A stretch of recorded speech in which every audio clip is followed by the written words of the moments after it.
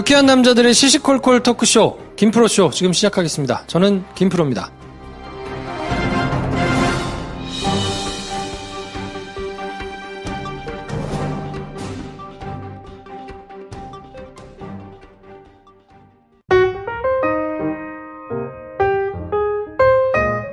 네, 오늘은 게스트가 오셨는데요. 네. 허정도 배우님 모셨습니다. 어서 오세요. 안녕하세요. 네. 허정도입니다. 시네마스타 저희가 할 때 네. 그걸 혹시 들어보신 분 계실지 모르겠는데 범죄의 여왕이었죠? 네. 네, 그 편을 하면서 저희가 영화에 대해서는 뭐 이렇게 좋은 이야기를 한 기억이 별로 없습니다. 네. 그때 저희가 허정도 배우님하고 네. 또 나머지 한 분 누구였죠? 백서장 배우. 네. 네. 두 분 칭찬을 아주 막 했던 기억이 나는데. 그치. 우리가 뭐라고 칭찬했지. 드디어 모셨습니다. 네. 네. 드디어 모셨습니다. 씁쓸하지만 반갑습니다. 허정도 배우님이 누구신가? 네. 여기저기 굉장히 많이 나오신 분이어서 저희 김프로쇼를 즐겨서 들으시는 분들 정도면 야, 이 배우 나왔구나. 반가워하실 분들이 많이 계실 것 같고. 네. 또 최근에 이제 화제가 잠깐 됐었기 때문에 네. 네, 그 얘기는 이따가. 그렇습니다. 그게 더 중요한 얘기. 그러니까. 자, 인사 말씀 한번 해주십시오. 저희 청취자분들께. 안녕하세요. 허정도입니다. 사실 저는 스타도 아니고 그 전에 보니까 진성규 배우님하고 이렇게 좀 레벨로가 저랑 다르신 분들이 하셨던데 네. 최근에 제가 어떤 움직이고 있는 것에 대해서 관심을 가져주셔서 저도 좋은 기회인 것 같아서 나왔습니다. 반갑습니다. 네, 반갑습니다. 네. 뭐 곧 진성규 배우님 배치 올라가실 거기 때문에 네. 저는 뭐. 올라가기 전에 저희가 그럼요. 예. 제 마음속엔 슈퍼스타예요. 형 왜래요? 고맙다. 저희가 잘 발목을 잡고 있다가 그럼. 올라가시면 우리 때문에 그런 거야. 그럼. 여기 나와서 그러신 거다. 그럼 상생. 이렇게 저희가 팔고 있는 분들이 몇 분 계십니다. 네. 자, 허정도 배우님이 누구신지 설명을 조금만 해드리면 네. 인터넷을 찾아보니까 네. 1980년 12월 24일 이렇게 돼 있어요. 그렇지 네. 않습니다. 아니죠.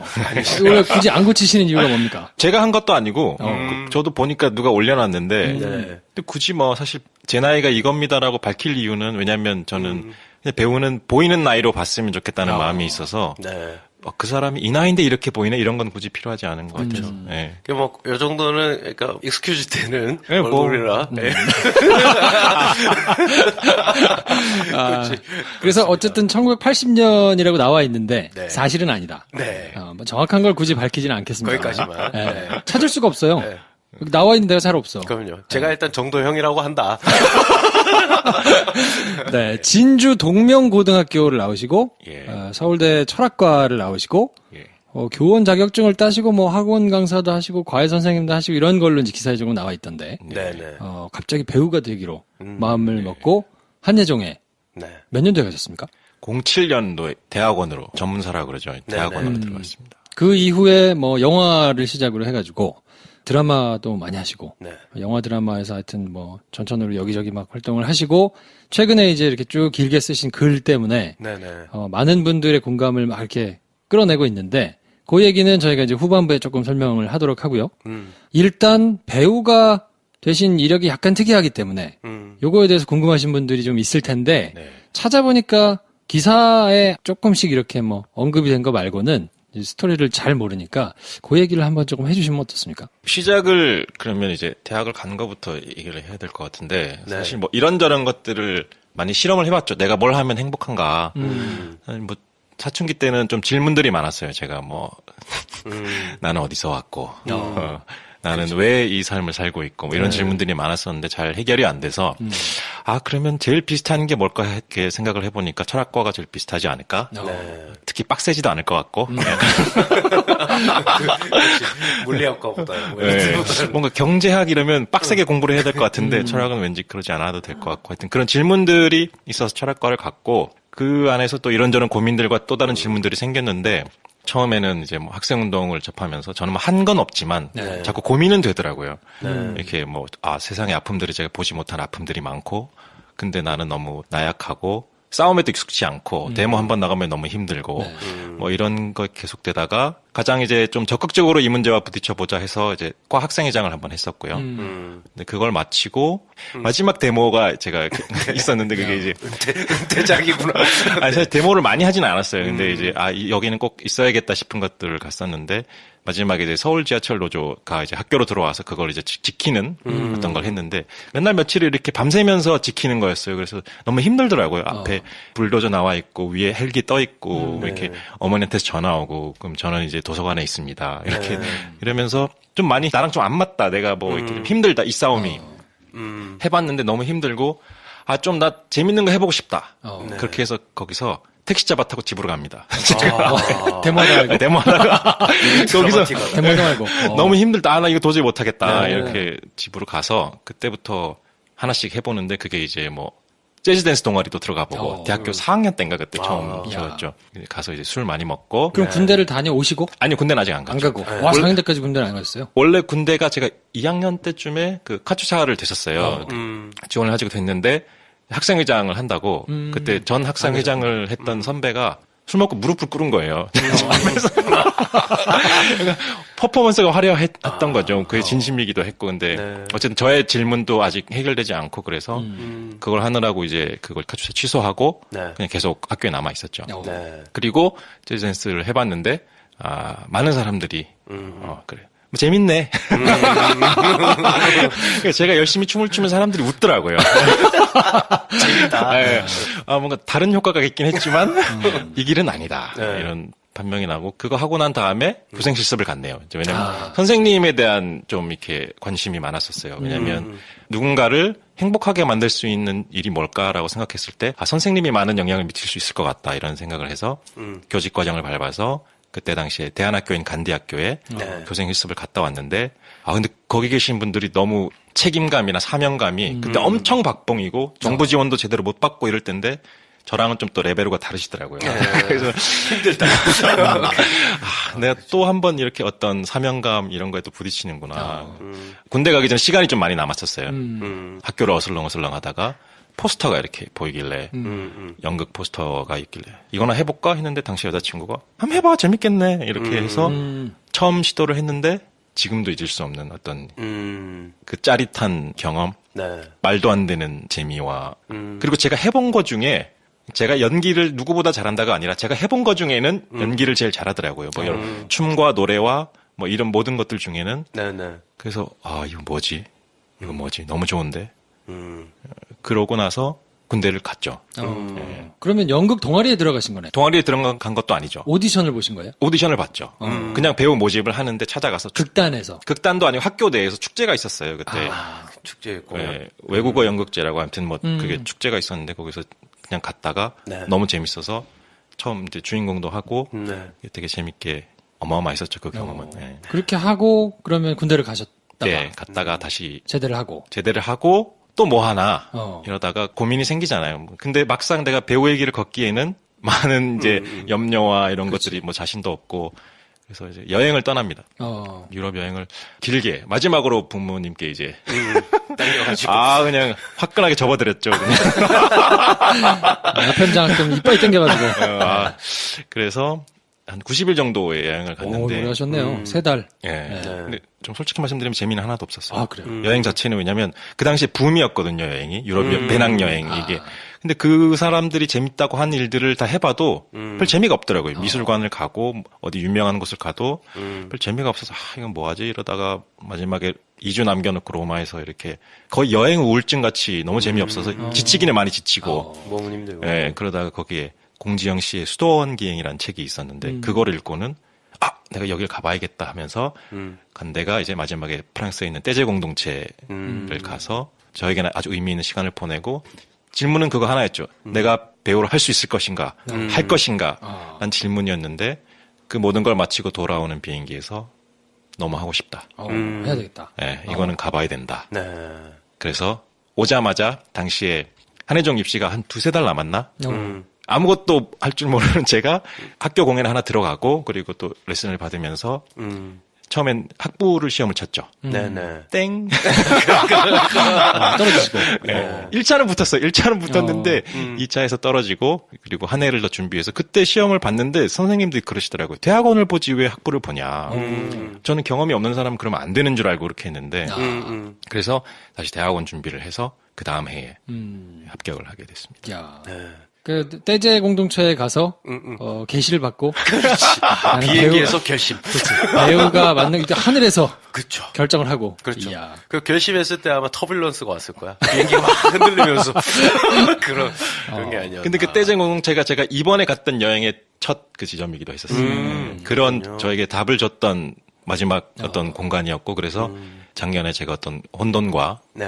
이 답답함이 있었을 때 이게 뭔가 하는 질문을 가지고 가장 먼저 들렸던 곳이 그곳이었죠. 이제 사실 뭐 전에 쭉 말씀해 주신 다른 것들도 물론 굉장한 사명감이 없이는 버텨내기 어려운 것들이기는 한데 연기라는 것 자체도 보장돼 있는 게 아니잖아요. 그렇죠. 네. 그러니까 이것도 사실은 재미가 있고 이건 해야 되겠다라는 뭔가 끌림이 있지만 버텨내는 게 사실은 쉬운 작업은 아니라서. 근데 일단 이 연기라는 직업은 제가 해본 것 중에 너무 어떤 좋았어요? 것과도 비교가 될 수 없을 정도로 재밌었어요. 어느 포인트가 그렇게 매력적입니까? 이거는 설명을 하기가 여러 포인트가 있잖아요. 뭐 관객들 앞에서 내가 했는데 그 사람들이 나를 쳐다보는 똘망똘망 눈빛이 너무 좋다거나 아니면 관객이 없어도 내가 뭔가 이렇게 연기를 할 때 막 느껴지는 뭐 하여튼 여러 가지 있지 않습니까? 관객이 없는 연기는 없겠죠. 일단은 없겠지만 당시 제가 코미디를 했었는데 네. 제가 뭘 했을 때 빵빵 터지고 네. 근데 그 아이디어를 내고 이런 것이 너무 즐거운 거예요. 이거는 진짜 뭐 해보신 분, 뭐 이렇게 영화를 하시는 이유들도 아마 그럴 테고 네네. 좀 비교할 수 없는 어떤 즐거움이 있었죠. 다만 고민은 있었죠. 저도 이렇게 먹고 살 수 있을 것인가. 그 고민은 분명히 있지만 그래도 이건 가봐야 된다. 그리고 어차피 다른 일들보다 내가 해본 것 중에는 이걸 제일 잘하니까 뭐 먹고 사는 것도 다른 것보단 이게 낫지 않을까 이런 생각도 있었죠. 네. 그래서 작품을 보면 2008년에 예의 바른 살인범과의 인터뷰라는 네. 작품인데 이거는 학교 때 그러면 네. 단편 영화입니까? 단편 영화. 그 이후에 뭐 어느 쌉쌀한 보름밤, 쌀쌀한 보름, 쌀쌀한 비롯해서 쭉 있고 네. 사람들이 이렇게 흔히 들어봤을 만한 영화가 2015년에 암살의 네. 영사관 직원으로 네. 네. 기억을 못 하실 거예요. 그 장면 저만 좀 즐거워했었어요. 그래요? 왜냐면 거기에 이제 우리 정도영 나오고 거기 상대 배우로 나오신 정인겸 배우분이 또 둘이 같이 나오는데 제 영화에 둘 다 출연하셨거든요. 그러니까. 그래서 나만 빼고 다 있네. 약간 이렇게 있잖아. 야, 씨. 야, 세트도 멋있고 좋다, 씨. 야, 두 분 참 연기 잘하시는 분들인데. 이런 생각, 큰 스크린에 그 두 분이나 대사 막 하고 할 때, 투샷 나올 때 혼자 그런 생각 했었죠. 사실 특히나 드라마를 안 보시는 분들은 저를 더더욱 모르실 거예요. 제가 최근에 했던 작품들이 거의 드라마였어서. 네. 그렇죠. 그 뒤로 이제 드라마도 굉장히 많이 출연을 하셨거든요. 최근 작품이 역적. 그게 마지막이었죠. 네. MBC에서 한 역적. 그리고 JTBC 솔로몬의 위증, MBC W, SBS는 미세스 캅 1. 풍문으로 들었어. 네, 거기서. 밀회. 미래. 네. 하여튼 뭐 여러 가지 작품에 이제 출연을 하셨는데. 그 제가 미래 얘기 하나만 하면 네네네. 그 정유라 출석 부른 사람이 접니다. 그렇지. 그래요. 네. 정유라 출석 맞아. 네. 정유라 최태민 제 입에서 나온 말들. 맞아. 아, 맞네. 형 입에서 그 말이 나왔었네. 사실 그게 안 나올 뻔했어요. 왜냐면 제가 당시에 개념도 없고 장난기가 있으니까 이거 그냥 친구 이름들 부를까?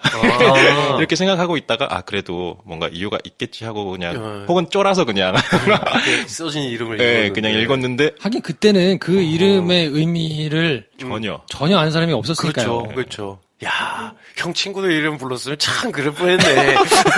그런데 두고두고 연출하신 분이 나와서 그러겠지. 그 새끼가 바꿔가지고 그냥 다 이렇게 해놨는데 의도를 해가지고 한 그때 건데 말이야. 우리가 써놓은 게 있어. 그래도 되게 옹색해지지. 함부로 그러면 안 되겠다. 그러게요. 네. 허정도 선배님은 오며 가며 그 학교 석관동 인근에서 자주 이제 학교 다닐 때 이제 같이 작업하면서 이제 보다가 1년에 한두 번씩 그 위 다른 현장이나 뭐 이런 데서 소식을 듣거나 하면서 그러니까 연락이 굉장히 작고 자주 만나진 않았지만 한 분기에 한 번씩마다 생사 확인을 하면서 그래서 형이 계속 가고 있구나 이런 위안을 주던 형이라 그래서 그때 생각이 나요. 세상의 끝이라는 드라마가 세계의 끝. 세계의 끝. 다들 이름을 세계의 끝. 세계의 끝 맞아. 세계의 끝. JTBC? 네. 그 드라마가 있었는데 거기서 초반부에 나오는 역할로. 중반부에 나왔습니다. 중반부인가요? 뭘 본 거야 도대체? 아, 내가 그거를 정도영 나오는 분량만 봤어. 그러니까 그게 처음이라고 생각한 거야. 근데 그러다가 그게 원래는 중간에 그 배역이 죽음을 당하는 역할 아니었나요? 처음에? 네, 맞습니다. 거기도 일화가 있잖아요. 사실 그 일화가 있죠. 그 감독님이 밀회와 풍문으로 들었어. 그리고 이제 곧 MBC에서 방영할 하얀 거탑을 만드신 안판삭 감독님인데 저는 이제 전혀 모르고 갔죠. 그분이 누군지도 모르고 그냥 후배가 거기 먼저 가 있었는데 형 뭐 이렇게 그리고 캐스팅들이 통해서 연락이 왔다가 후배한테 물어봤죠. 어떤 식이야? 내가 하던 대로 하면 돼? 라고 물어보니까 형 하던 대로 하면 돼. 해서 그냥 열심히 준비해서 갔는데 연기하고 나니까 안판삭 감독님이 빤히 이렇게 쳐다보시면서 뭐하다 이제 왔어. 그렇지. 그게 이제 처음이자 마지막. 그 뒤로는 이제 한 시간씩 역도 먹고. 네, 근데 원래 그 한 씬을 찍고 다음날 이제 시체로 발견이었어요. 네. 그때 뭐 그게 전염병이 돌아서 저도 전염병에 걸려서 다음날 시체 발견 뭐 이런 거였는데 근데 감독님이 너무 좋아해 주셨으니까 인사를 드리려고 이제 캐스팅 디렉터한테 감독님 전화번호 좀 알 수 있을까요? 해서 하려는데 마지막이 아닐 것 같다는 얘기를 하더라고요. 무슨 소리예요? 저는 씬이 끝나는데 이러니까 뭔가 다른 일이 있을 것 같다. 그때 저가 이제 계속 살아남아서 병 걸린 사람들을 주동해서 거기서 혁명을 이끄는 주동자가 돼서 드라마 끝까지 나오거든요.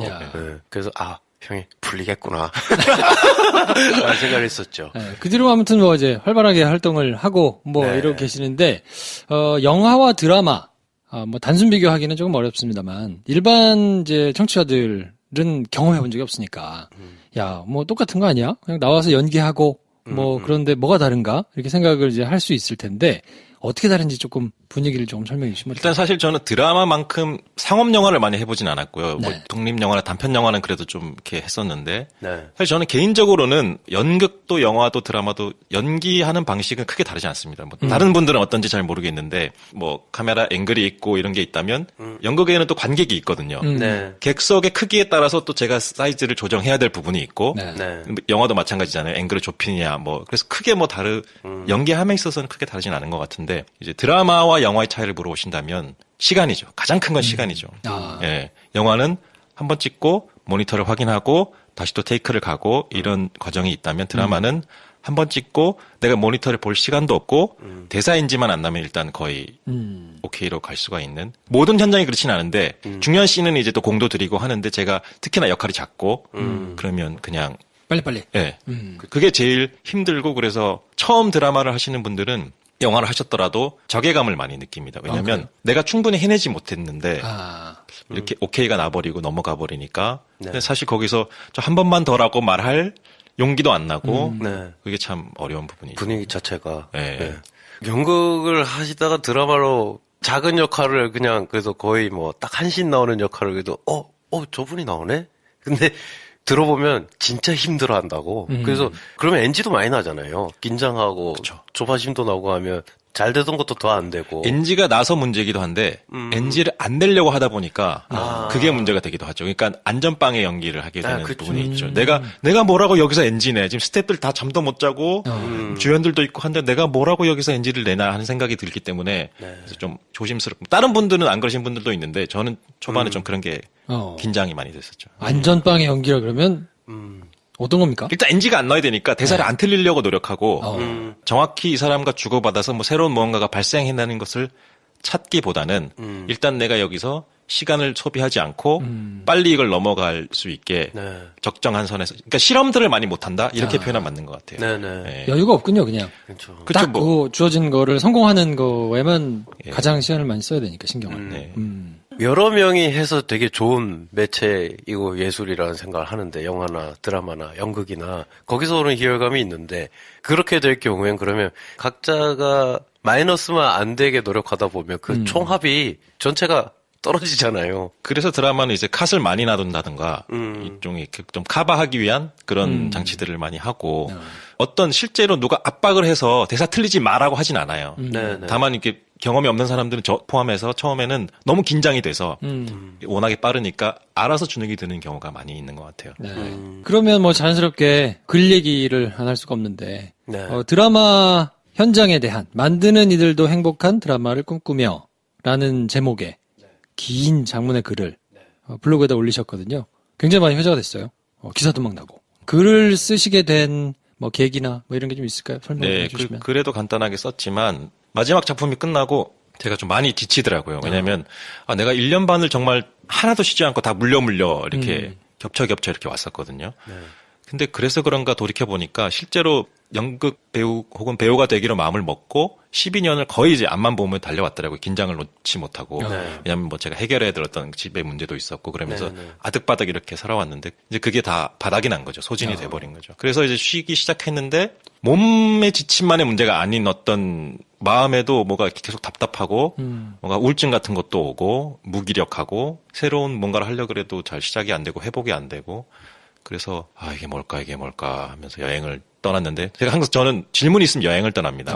뭐 사춘기 때도 출가를 할까 말까 하는 고민으로 이렇게 저를 찾아가 보기도 했고 네. 어쨌든 여행을 떠나면 답은 오는 것 같아요. 왜냐하면 그게 다른 사람의 목소리가 들리는 게 아니고 내 내면의 목소리와 네. 자연 이렇게 만나게 되니까 어쨌든 답이 나오긴 하는 것 같아요. 아무튼 여행을 떠났는데 엄청 그 장면들이 떠오르는 거예요. 제가 봤던 폭력적인 언어들의 그 아주 생생하게 처음 제가 봤던 것부터 마지막까지가 그냥 하나도 잊혀지지 않고 떠오르더라고요. 이번 여행에서. 예.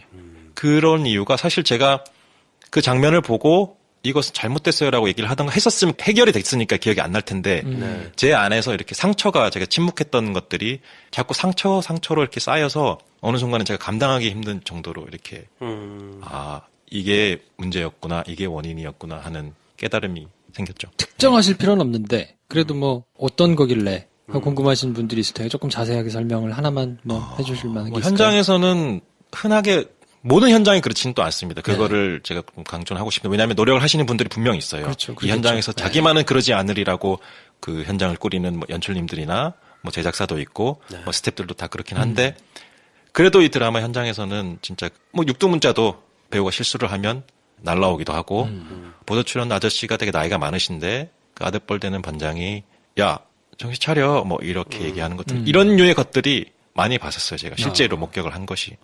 제가 당하는 것도 있고 네. 그거 자체도 가슴이 아픈데 실제로 또 힘없는 사람들이 당하는 걸 보면 그리고 이번 글을 쓰고 나서 또 연락들이 많이 와요. 자기가 당했던 것에 대해서 야 나도 이랬다.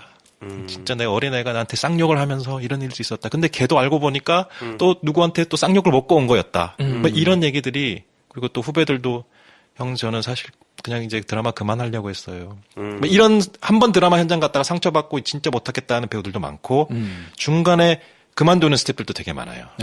왜냐하면 너무나 힘드니까 육체적으로도 그렇고 정신적으로도 이런 것들이 많이 아팠죠. 그리고 그 사건 이제 재작년이군요. 드라마 혼술남녀의 조연출이었던 이한비 PD가 네, 그렇죠. 자괴감에 이제 스스로 목숨을 끊고 저는 그 소식을 사실 작년 4월에 그 동생분이 이렇게 말씀을 하기 시작하셨을 때 처음 알았어요. 이게 너무 미안한 거예요. 왜냐하면 뭐 저는 한 번도 본 적도 없는 사람이지만 어쨌든 이 바닥에 저는 선배고 나이도 있고 작품도 이제 쌓여가는데 그 새내기가 와서 너무 그 현장을 버티지 못하고 그래서 목숨을 끊었다는 게 저한테는 참 많이 아팠었어요. 예. 많이 미안하고. 그런 게 이제 지나오면서 내가 거기서 침묵했구나가 나한테 내 몸에 약간 이런 힘듦과 정신적으로 스트레스와 이런 게 나한테 왔구나 하는 걸 깨닫게 되셨다고. 그 생각도 들더라고요. 글에는 특히 아역 배우에 대한 이야기를 써놓으셨던데 저 또 아차 싶더라고요. 야, 그치 저거 흔히 생각하는 빡셈 뭐 흔히라고 말하면 그 힘듦이 너무 좀 희석되는 것 같아서 말하긴 조심스러운데 잠 못 자고 욕 먹고 어른들이 받는 이 고통도 있지만 아역 배우들은 진짜 더 심하겠구나. 이거는 어떻게 자기가 지금 힘든지도 모른 채로 그냥 당하겠다라는 생각을 처음 해봤거든요. 이번에 진짜 그 제일 잊혀지지 않은 장면들이었죠. 특히 아역 중에서도 보조 출연 아이들이 제일 이제 낮고 작은 아이들이잖아요. 네. 아무런 얘기도 못하고 옆에 매니저도 없고 네. 그 아이들이 그렇게 힘들어하는 걸 이렇게 추운데 떨면서도 말도 못하고 있고 그냥 눈물만 흘리고 있는 거예요. 그런 걸 보면 근데 참 이게 드라마만의 문제도 아니고 제가 상업영화는 사실 오래 있어 보지 않아서 잘 모르는 걸 수도 있어요. 근데 독립영화, 단편영화 같은 것만 해도 네. 그런 것들이 분명히 있거든요. 네. 거기는 이제 뭐 워낙 예산이 없고 그렇기도 하겠지만 어쨌든 아이들을 위한 보호장치가 이 나라엔 너무 없다. 제가 법을 찾아봐도 법 자체도 너무 허술하고 그것도 전혀 지켜지지 않고 있고 너무 하여튼 이렇게 세월호가 터지고 나서부터는 자꾸 그런 미안함 나는 갈수록 어른이 되어가고 이제 조금씩 얼굴도 알려지고 그럼 나는 언제까지 이렇게 계속 이 현실 탓만 할 거냐 이런 생각들이 많이 들었죠. 예. 이게 단순히 그냥 업무 환경이 좀 뭐 불편하다, 좀 형평성이 떨어진다 이런 차원의 문제가 아니고 누구도 얘기할 수 없는 굉장히 층위가 다양하거든요. 특히나 이제 방송을 만드는 곳에서는 가불병정 무기경신님께까지 쫙 있어서 그 밑에 있는 사람들은 어떻게 다 근데 또 조금 올라가려면 참고 버텨야 되나? 뭐 이런 생각을 하는 것 자체가 사실은 정상이 아닌데 그걸 당연히 정상으로 받아들여야 되는 뭐 이런 게 사실 있기 때문에 근데 저뿐만이 아니라 많은 분들이 그러시겠지만 다 알고 있잖아요. 한 번이라도 경험해 본 사람들은 이게 문제라는 거를 모르는 사람이 없을 텐데 그거를 당당하게 이야기를 밖으로 꺼내서 한다는 것 자체는 굉장한 사실 용기를 필요로 하는 일이거든요. 그래서 그렇게 궁금하실 분들도 있을 것 같아요. 야, 무슨 연출이라면 혹시 아니면 방송국에 있는 정규직 직원이라면 문제제기 할 수 있죠. 멋있기도 할 거고, 네, 뭐 의식 있는 사람으로 비치기도 할 거고. 근데 누군가 선택을 지속적으로 계속 받아야 하는 배우가 이걸 이렇게 문제 제기를 할 수 있는 건 와, 이건 대단한 용기가 아닐까? 라는 생각을 이제 많은 분들이 하셨을 텐데 그거에 대한 뭔가 쫄림 이런 거는 없으셨어요? 없을 수가 없죠. 절대 없을 수가 없죠. 예, 그리고 근데 그게 좀 큰 계기가 된 게 제가 이제 떼제 공동체를 갔다는 게 저는 사실 뭐 교회를 다니거나 성당을 다니진 않지만 약간 이런 말 하면 웃길 수도 있지만 예수님이라는 분을 되게 뭐라 그랬지 존경하고 그렇게 멋있을 수가 없어요. 그분의 이야기를 읽어보면 늘 약자의 편에서 강자에게 소리를 치셨고 정말 지혜롭게 문제들을 해결하셨고 사람들이 힘없는 사람을 비난할 경우에는 야 니네 중에 죄 없는 애 있으면 니네 먼저 해봐. 돌로 던져봐. 근데 이런 말들이 저는 참 너무 멋있고 따뜻한 그런 저에게는 이미지가 남아있어서 이번 여행에는 그 관계를 한번 회복해보고 싶다라는 마음도 있었어요. 예. 처음 본 스님이나 명리학을 하시는 분이 저한테 종교가 있어요? 처음 봤는데 갑자기 물어보더니 종교가 있어야 될 것 같은데. 약간 이런 표현하면 웃길지 모르겠지만 종교가 필요한 사람들이 있잖아요. 약간 좀 그런 종류의 사람이기도 하고 아무튼 그래서 떼제 공동체에서 그 고민들을 맞닥뜨리게 됐는데 거기서 이제 성경 가르침을 주시는데 너무나 명쾌하게 저한테 쏙쏙 와닿는 것들이 맨 첫 시간에 했던 것들이 하느님을 사랑한다는 것은 그 사랑하는 마음을 가슴속에 품는 것도 아니고 그런 생각을 머리에 갖는 것도 아니고 오직 그분의 말씀을 실천하면서 사는 것이다. 라고 딱 이렇게 정리를 하고 시작을 하시더라고요. 그 다음에 했던 얘기 중에 하나가 그 실천 중에 가장 중요한 것은 내가 타인의 아픔을 보고 외면하지 않는 것이다. 거기서 봤다는 것이 아주 중요하다고 얘기를 하시더라고요. 네가 본 것들은 적어도 모르는 건 어쩔 수 없지만 그리고 제가 결정적으로 어떤 두려움에도 불구하고 내려놓게 된 것은 마지막에 그러면 어떻게 그런 실천들을 할 수 있겠느냐 이 두려운 세상에서 거기서 이제 가르쳐 주신 게 삶을 단순화시켜라. 사람이 더 많이 원할수록 더 굽히게 되잖아요. 내가 이 돈이 필요하고 이 배역이 필요하고 혹은 뭐 차를 원하거나 뭐 더 좋은 차, 더 좋은 집을 원할수록 나는 더 이렇게 낮출 수밖에 없는 그런 게 돼서 사실 그 깨달음을 가지고 집으로 돌아와서 내가 어떻게 하면 좀 더 줄일 수 있을까. 사실 그것은 무기이기도 하거든요. 내가 원하지 않으면 당신한테 굽히지 않을 수 있어. 그렇게 되더라고요. 실제로 저도 이 마음을 먹고 나서 사실 두렵죠. 근데 성경에도 그래요. 두려워 말라는 말씀이 워낙에 많은 이유는 그런 길을 가는 것이 쫄리기 때문에 엄청 쫄리죠. 그렇죠. 그리고 대한민국이 사회보장제도가 잘 돼서 뭐 그런 나라도 아니고 우리는 뭐 당장 이렇게 밥 굶으면 어디서 나오는 게 있는 사람들도 아닌데 저도 쫄리죠. 근데 일종의 실험이기도 하고 그리고 또 하나 재밌는 것은 내면의 평화를 얻고자 여행을 시작했는데 거기에 대한 답들이 계속 그게 가르침이든 성경이든 어떤 가르침이 오냐면 너의 내면으로 들어갈수록 내면의 평화가 오는 것이 아니고 네가 밖으로 나가서 사람들의 상처를 위로할 때 그때 너의 평화가 온다는 약간 그런 떼제에서도 그랬고 제가 돌아와서 최근에 성공회를 또 몇 번 나가봤는데 거기서도 그런 말씀을 하시고 그런 것들이 저한테 많이 자극이 됐던 것 같아요. 지금 종교가 없는 분에게서 성경 공부를 하고 있습니다. 그렇지. 죄송합니다. 근데 제가 뭐 이거를 괜찮아요. 기독교만이 유일한 종교 전 이런 거 지금도 뭐 성당이나 이런 나가고 있지 않아요. 그냥 혼자 아침에 혼자 기도하고 요즘 제일 많이 하는 기도는 제가 지금 하고 있는 드라마 현장에 대한 일을 어떻게 하면 가장 지혜롭게 할 수 있을 것인가에 대한 그런 고민을 많이 하고 있어요. 그렇죠. 굉장한 용기가 필요한 글인데 아무튼 그렇게 써주신 것 때문에 그 뒤에 지지를 하시거나 그렇지 이거 사실은 내가 썼어야 되는데 대신 이렇게 썼구나 하면서 격려를 해주시는 분들이 꽤 있을 것 같은데 어떻습니까? 많이 있었죠. 처음 텔레비에 나왔을 때만큼이나 연락들이 많이 어. 왔어요. 특히나 스태프들이 고맙다는 팩트 폭행이다. 고맙다는 말들을 참 많이 하고 그리고 힘 있는 자리에 있는 참 고마운 것 중에 하나가 제 주변에 힘 있는 자리 예를 들면 연출이나 이런 자리에 있는 사람들이 스스로 많이 돌아보게 된다. 나 또한 어른인데 지금 내가 뭘 할 수 있을지를 막연하게 생각했지만 좀 더 구체적으로 생각하게 된다. 이런 자기 반성을 하시는 분들의 그 얘기들이 저는 참 고마웠어요. 네. 이 글을 보고 연락을 해서 고맙다라고 한 말이 아마 진짜 100% 진심일 거다라는 생각이 드는 게 우리가 항상 그렇잖아요. 이걸 내가 미약하나마 내가 시작의 볼이다. 그리고 용기를 내는 사람들도 있지만 어떻게 해야 되지? 라면서 허정도 배우가 떼제 공동체에 가기 전 상황으로 각자 자리에서 그냥 전전긍긍하고 있는 사람들이 그 위치 고하에 상관없이 다들 그런 마음의 한켠에 굉장한 마음의 빚을 지면서 어떻게 해야 될지 모르는데 어떤 한 사람이 용기를 낸다는 게 그래서 중요한 것 같아요. 왜냐하면 이렇게 하면 되는구나. 정말 고맙다. 나도 어떻게 해야 될지 알겠다. 뭐 이렇게 하다 보면 한 사람 두 사람들이 마음이 바뀌면서 그 사람들이 삶이 완전히 전폭적으로 뒤바뀌어서 돌아선다는 아닌 것 같거든요. 제 생각에 마음 안에 그런 게 다 우리한테는 있는데 있죠. 이걸 어떻게 해야 될지를 몰라서 그냥 너무 막연해서 포기하고 있던 걸 안 꺼지고 있는 불씨를 누군가가 야 우리 다 불씨가 있잖아 라고 말해주는 게 그래서 되게 중요한 것 같다는 생각이 들어요. 근데 사실 제가 아까 쭉 얘기를 하면서 너무 제가 괜찮은 사람인 것처럼 이거 약간 제 글에 대한 부작용이기도 한데 누가 최근에 단편 영화를 제안하시는 분도 배우님의 선한 눈을 뭐 이런 제가 답장을 그렇게 드렸어요. 저 사실 현장에서 되게 예민하고요.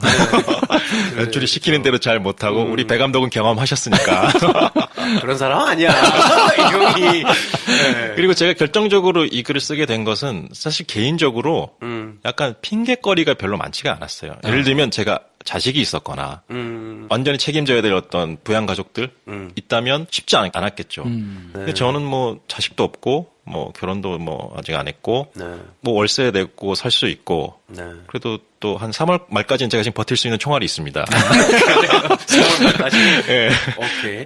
그래서 약간 지금 이 상황에서도 내가 이걸 외면하는 거는 조금 아닌 것 같다.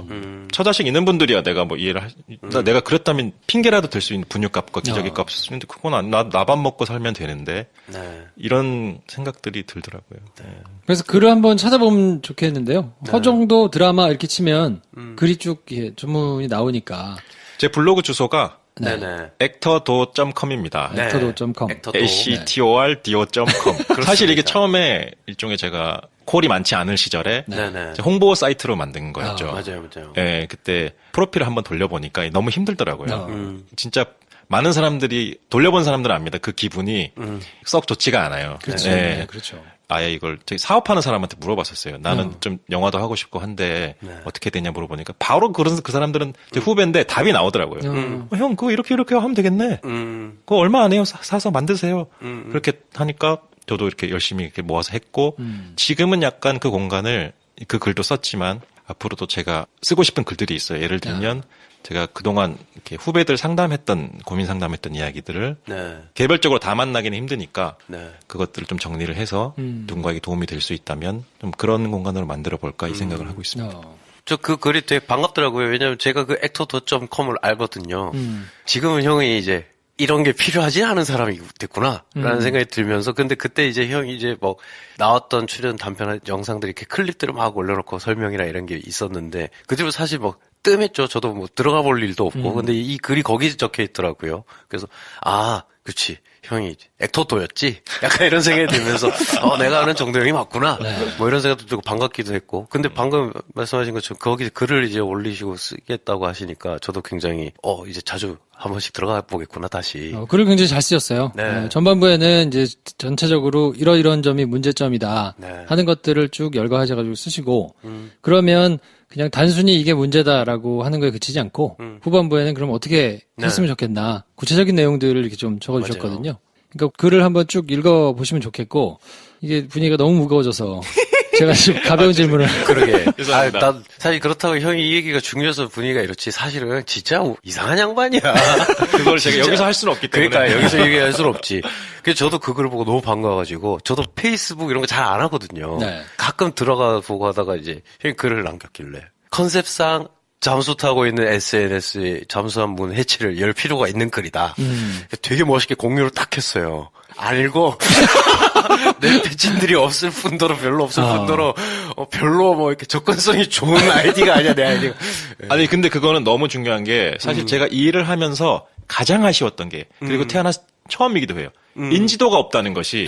그래요. 저는 사실 그게 사람이 얼굴이 알려지는 게 그렇게 막 좋은 일만은 아니에요. 물론 배우가 좀 더 많은 일이 들어오고 이런 거는 좋지만 모든 일이 입지가 좋아진다고 얼굴이 알려지는 건 아니잖아요. 근데 그렇죠. 배우는 필연적으로 그렇잖아요. 네네. 그게 썩 좋지만은 않은데 그래서 크게 아쉬움이 없었는데 이번 일을 하면서 사람들이 좀 더 좀 더 있는 사람이 나섰으면 했는데 근데 그거를 사실 보완해 주신 분들이 이렇게 배 감독이나 네. 공유와 좋아요를 눌러주신 분들이 그쵸. 아니 저도 그 생전 모르는 사람들이 보고 지나가다가도 제가 방송국에 한번 갔다가 여행 갔다 오신 거예요? 뭐 네. 생전 연락도 안 하던 사람들인데 그 사람들이 그거를 본 거예요. 네. 그리고 저보다 더 유명한 배우들이 자기도 뭔가를 좀 하고 싶다라는 글을 그 사람들 패친도 아니고 이렇게 일상에서 연락을 안 하는 사이인데도 네. 보고 연락을 주시고 근데 그 여러분의 그 진짜 좋아요 하나 공유 하나가 네. 저의 부족한 인지도를 충분히 메워주고 예. 집단의 힘. 네. 네.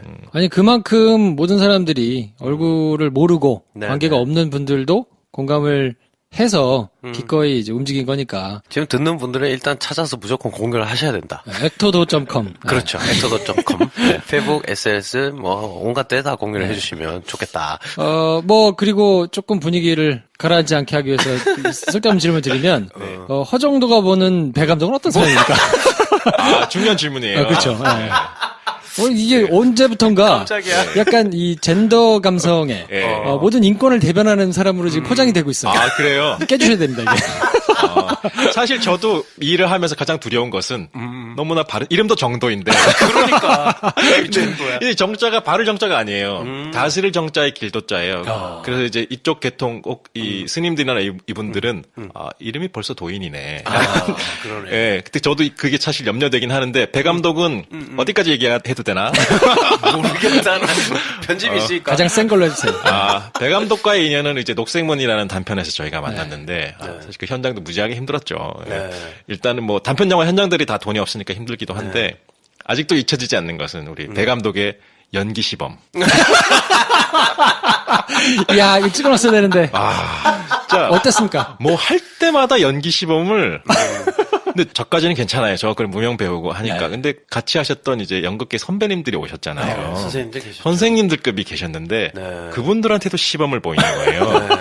제가 보다. 잠깐 얘기 좀 하죠. 혼났어.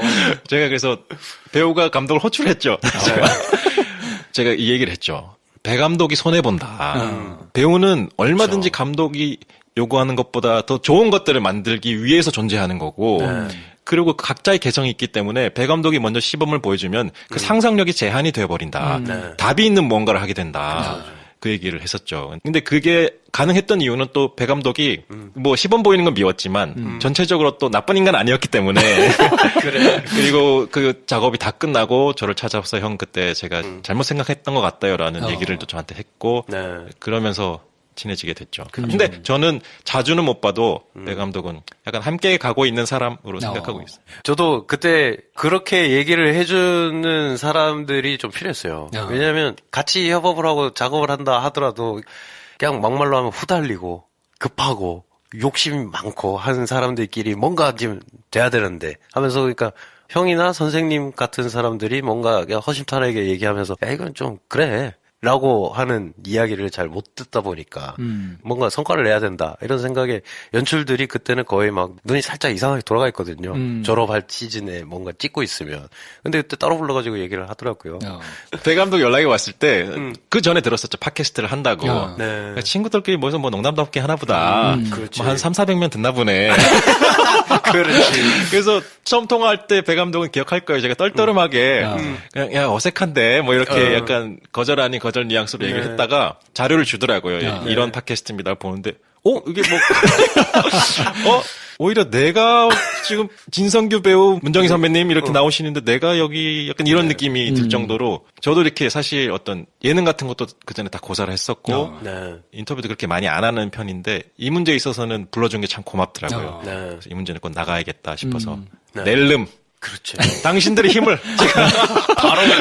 바로 그냥 근두원 타고 날아보겠습니다. 어딜 건데? 그래서 많이 진짜로 공유를 조금 해주실 필요가 있고요. 그렇게 공유가 되는 모습을 보는 것 자체가 사실은 현장에 있는 분들한테는 굉장히 위로거든요. 그쵸. 그리고 굉장히 힘이 되고 그것 때문에 사실은 각자 역할을 할 수 있는 사람들이 조금씩 자기 역할을 하면서 큰 변화가 일어나는 거를 1987에서 보지 않았습니까?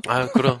네. 그러니까 그걸 한번 많이 좀 읽어주시고 공유를 하시면 좋을 것 같고 그럼 주로 쉴 때는 뭐 하십니까? 뭐 연기 말고 이렇게 좀 가지고 계신 취미나 뭐 이런 게 있나요? 걷는 걸 좋아합니다. 걷기왕이라는 영화를 하게 되면서 네네. 그때부터 걷기 시작한 게 아니라 거기서 이렇게 의상 중에 협찬으로 들어온 신발이 있었는데 그 신발이 너무 예쁜 거예요. 그래서 제가 의상팀한테 저기 이거 좀 가지면 안 돼요? 라고 가져갔죠. 근데 알고 보니까 저만 가져간 거예요. 진짜. 그래요. 다른 사람도 원했는데 저는 낼름 가져가 버린 바람에 다시 돌려받기가 애매한 그렇구나. 그런 상황이 됐는데 신발이 너무 예쁘니까 걷게 되더라고요. 그게 참 신기한 게 그 신발이 예뻐서 걷기 시작하니까 걷는 게 좋은 거예요. 그게 좋다 보니까 이사도 이렇게 북한산 근처로 이렇게 산 근처로 가서 가게 되고 여행도 이번에 떼제 공동체 다음에는 이제 산티아고 순례길을 걸었거든요. 오래오래 걷는 제대로 걷고 오셨구나. 네, 진짜 원 없이 걷고 왔죠. 네. 걷는 걸 좋아하고 그리고 후배들하고 같이 여행 가는 거. 그 제가 쩐이 좀 있을 때는 좀 이렇게 제가 시원하게 이렇게 좀 갔다 오곤 했는데 지금은 이렇게 좀 조심스레 이렇게 뽐빠이 좀 하자. 뽐빠이 해야지. 이만큼이면 괜찮겠니? 여행을 가면 보통 이제 스타일들이 있잖아요. 뭐 어디 유명한 데를 꼭 다 가봐야 되는 사람이 있고, 아니면 뭐 휴양지에 가서 그냥 느그적대는 사람도 있고, 그냥 아무것도 없이 가서 그때 막 이렇게 하는 게 힐링이 되는 사람이 있고, 어떤 스타일이세요? 제 여행의 가장 큰 원칙은 그때 꼴리는 대로 계획을 최소화하고. 네네. 여행이 아닌 일상에서는 그 현재를 살기가 쉽지 않잖아요. 계획들이 다 있고. 근데 여행 가서만은 그러고 싶지가 않더라고요. 그래서 또 특징 중에 하나가 모든 불편함을 얘기하자. 우리 가는 사람들의 각자 스타일이 다르고 여러 식습관이나 자는 것들이 힘들 수 있는데 그걸 참고 가지 말고 서로가 적극적으로 얘기해서 예를 들면 저는 매운 거를 대한민국 사람 중에 아마 제일 못 먹을 거예요. 저만큼 못 먹는 사람을 본 적이 없어요. 신라면 이런 건 먹지도 못하고 라면도 이렇게 순한 맛들 짜장라면 이런 것들만 먹고 그런 것도 얘기하고 또 후배들 중에 차를 오래 타고 가기 힘든 애들은 뭐 그 얘기도 하고 그런 여행을 가면서 또 중요한 것은 하루 정도는 혼자만의 시간 같이 가도 혼자만의 시간 그게 의외로 너무 좋아해요. 그치. 네, 같이 돌아다니는 것도 즐겁지만 혼자 거기서 그냥 걷고 자기 가고 싶은 데 가고 이 순간이 후배들도 너무 좋아하더라고요. 맞아요. 네. 여행 오래 하다 보면 무조건 싸우잖아. 친할수록 더 막 서로 막 하다가 여행지에서 난 진짜 편하고 싶어서 왔는데 안 맞으면 싸우잖아요. 그렇죠. 그래서 저도 긴 여행 중에 정말 친한 친구랑 갔다가 대판 싸우고 며칠간 헤어졌거든요. 걔 남자야. 오해하시면 안 되는데 남자였는데 무슨 사귀다 헤어진 것처럼 대판 싸우고 너랑은 내가 다음 도시까지 가는 기차를 내가 못 타고 가겠다. 걔도 그런 거야. 그래서 한 며칠 떨어졌다가 그래서 그냥 몇 월 며칠에 무슨 도시에서 다시 만나자 했는데 광장에서 서로 이상가족 상봉하듯이 누구야 이러면서 얼싸안고 막 울었어. 여기까지 헤어졌다 만나니까 좋더라. 그 싸움의 이유라는 게 결국 그거잖아요. 작은 불편함들이 생기는데 이걸 풀지 못하니까 싸움이 터지잖아요. 근데 우리는 무조건 단체로 여기 가기로 했어. 근데 네가 힘들어? 오케이. 각자의 원함을 존중하는 방식으로. 3월까지 버티다 총알이 떨어진 다음에 약간 여행 코디네이트 이런 거 할 때 있다. 근데 코디가 없는 게 저는 일단 자기 꼴리는 대로가 원칙이기 때문에. 그러네. 그때 다르구나. 근데 또 제가 이렇게 얘기해도 후배들은 또 다르게 생각할 수도 있죠. 저는 그렇게 한다고 하는데 늘 이거는 나이 들수록 사실 조심스러운 부분이라. 네. 전화 돌려봐야겠네요. 자, 본인이 꿈꾸시는 배우. 나는 이런 배우가 꿈이다. 뭐 이렇게 좀 그리는 상이 있습니까? 연기의 상, 배우의 상. 이 얘기는 제가 인생의 영화로 말씀드린 타인의 삶과 같이 해도 되나요? 네네네. 사실은 잊어먹고 있었어. 타인의 삶을 소개해야 된다는 걸. 얘기를 해야 되는데 나 그래서 드라마 지금 이 글 얘기하느라고 너무 꽂혀 있어가지고 영화 파캔데 제목에는 들어가 있었을 텐데 허정도 배우님이 가져오신 인생 영화는 타인의 삶입니다. 타인의 삶. 네, 네. 독일 영화. 2006년작인데 우리나라는 2013년에 개봉을 했거든요. 네. 5만 명 정도 본 그때, 영화인데 얘기를 해주십시오. 네. 왜 이걸 인생 영화로? 저는 사실 이 영화를 언제 봤는지도 기억이 안 나고요. 어제 새로 봤는데 많은 부분이 새롭더라고요. 네. 근데 처음 그 영화를 보고 어딜 가나 이 영화 얘기를 했던 것은 그 배우 때문이었어요. 오. 울리히 뮤헤 네. 독일어라 저도 하여튼 그분이 가장 인상적인 장면은 내용을 사람들이 잘 모르시나 그렇겠죠. 간략하게 한번 설명을 해주시면 좋을 것 같아요. 네, 동독 서독이 나뉘어져 있는 그런 시대. 네. 동독 통일이 되기 얼마 전인 상황인데 거기서 주인공은 독일의 비밀 경찰입니다. 네, 네. 그래서 지령을 받고 어떤 작가와 그 여친이 함께 사는 곳을 배우. 그죠, 희곡 작가와 배우죠. 네. 네, 그 배우가 같이 사는 공간을 도청을 하게 되는데 도청을 하면서 이 사람이 겪게 되는 어떤 심리적인 변화들을 다룬 내용인데 이 둘의 삶을 듣다가 이 아저씨가 이 비밀 경찰이 공감하게 돼요. 이 사람들에게 공감하게 되고 왜냐하면 당시에 동독의 모습도 그렇게 썩 자신이 생각했던 이상적인 모습도 아니었고 그래서 흔들리면서 자기 감시 대상을 도와주게 되는 일들을 하게 되죠. 네. 그러다가 어쩌다 보니 이 여인이 이 비밀 경찰에 잡혀와서 이 여인을 자기가 도와줬던 그 여인을 직접 취조하게 되는 네. 그 장면이 있는데 거기서 이제 사실 한번 그 남자는 그 여인과 대면을 한 적도 있어서 이 여자가 알아보면 어떡하냐 그런 생각도 있을 거고 그리고 자기가 도와주고 싶은 사람인데 자기는 이 사람을 취조해서 일종의 파멸의 길로 보낼 수밖에 없는 그런 간당간당 덜덜덜 이렇게 마음에서 떨리는 어떤 상황인데 그분이 어떻게 연기를 하실까 전부터 사실 기대가 되잖아요. 근데 그분의 연기가 너무나 심플했어요. 뭘 더 지금 내가 하고 있는 것들을 보여줄 생각이 전혀 없고 그냥 딱 그 순간에 필요한 것들을 매우 정확하게 그 음을 내고 있다는 생각이 들었었어요. 그게 잊혀지지가 않았어요. 그분의 연기를 보고 내 연기도 이랬으면 좋겠다. 물론 크리스토프 발체 같은 화려하고 그것도 너무나 일가를 이룬 연기이기도 하지만 네. 그것도 제가 도저히 따라잡을 수 없는 수준의 연기이기도 하지만 이분의 연기 같이 그 결이었으면 좋겠다. 그리고 내 삶도 좀 그랬으면 좋겠다. 나를 드러내려고 노력하지 말고 좀 정확한 무언가를 하고 있는 사람, 배우. 그래서 이 영화를 고르게 됐습니다. 그러면 되고 싶은 배우의 상이 그 장면에 있다라고 말씀을 사실 근데 하실 어제 수도 보니까 있겠네요. 그 장면이 그렇게 감동적이진 않아요. 약간의 이렇게 스스로 추억 각색이 있지. 오히려 더 좋았던 장면은 그분이 처음 흔들린 날 이 커플의 아픔을 보고 집에 돌아가서 이제 네, 맞아요. 예, 혼자 있으면서 자기가 아마 처음인 것 같아요. 성매매 여성을 불러서 그 자기 몸을 위로하고 조금만 더 있어 달라면 안 되냐. 근데 그 여성은 이제 다음 일이 있으니까 가야 되고 혼자 딱 남았을 때 그 표정이 너무 좋았어요. 네. 너무 좋다. 그 끝나고도 다시 돌려봤어요. 그 눈이 너무 좋아서. 그런 배우가 돼야겠다. 근데 그분이 이 영화 찍고 그 다음에 돌아가셨더라고요. 그 정점을 찍고 가셨죠. 네. 그래서 그걸 보면서 맞아요. 이런 배우가 있었는데 라는 생각을 했었는데. 좋은 배우들은 많이들 빨리 가나 봐요. 참 히스레저도 그랬고. 그렇죠. 히스레저도 어마어마했잖아요. 참. 우리끼리 하는 얘기가 27이 넘으면 우린 끝났다. 천재가 아니란 얘기다. 이런 얘기 많이 했었거든요. 다 27에 가는 천재가 너무 많아가지고. 근데 울리 아저씨는 그렇죠. 그때 이미 나이가 많으셨을 테니까. 네. 그런 걸 보면, 그러니까 차곡차곡 쌓아가서 뭔가 만개하는 걸 볼 때의 기쁨이라는 건 또 따로 있는 것 같고. 네. 자, 그러면 배 감독이 어떤 영화를 쓰면 같이 하실래요? 배 감독이면 뭐든 긍정적이겠죠. 제가 일단 네. 그런 마음은 있고. 사실 저는 이렇게 가리는 장르나 가리는 배역이 없어요. 지금 얼굴이 이래서 그렇지 멜로도 하고 싶고, 뭐 느와르도 좋고 네. 가리는 건 없기 때문에 그건 이제 읽어보고 판단을 해야겠죠.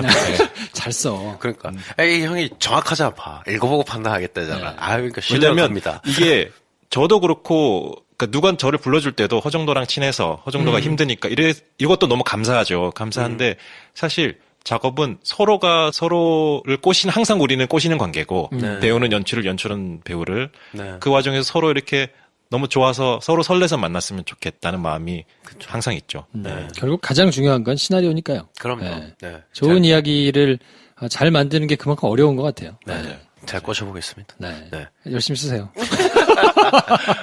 네.